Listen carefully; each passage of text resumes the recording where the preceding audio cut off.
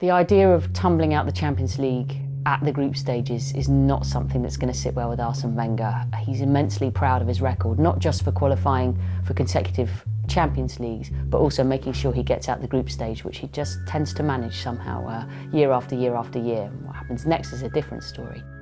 Arsenal couldn't have got off to a much worse start than they have done in this campaign. The Zagreb result and nature of the performance with the red card was pretty catastrophic. Perhaps they thought Dinamo Zagreb and Olympiakos were opponents they should have handled. And there's certainly a case to point the finger at Arsene Wenger's selections. Both games were weakened teams in certain departments, particularly the Petr Cech, David Ospina nightmare, as it turned out, in the home game against Olympiakos.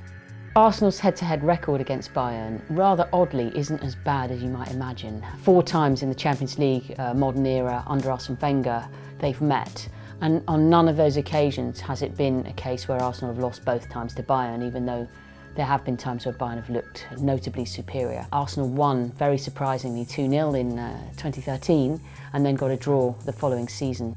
The first game at home is going to really be very important because the tone will be set. If Arsenal lose 3 on the bounce, it's very difficult to imagine how that's a salvageable situation. There is a bit of history for Arsenal where I don't think they're afraid of playing Bayern, particularly in the away leg, where they might try and hope to do a bit of counter-attacking.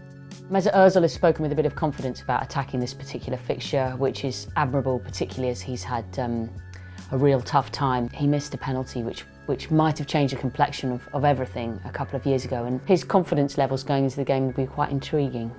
It's been so troublesome for Arsenal in these Champions League games. There is this problem of balance. You can almost see the team panicking or insecure or unstable as they try and establish how much do we go forward, how much do we stay back and defend.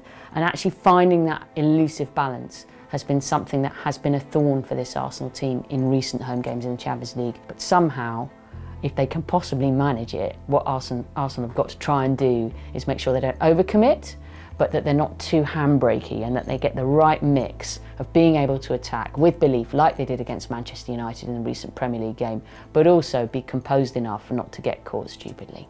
Arsene Wenger will probably show his team a video or tell them the tale of 2004 appalling situation in the first half of the Champions League group stage.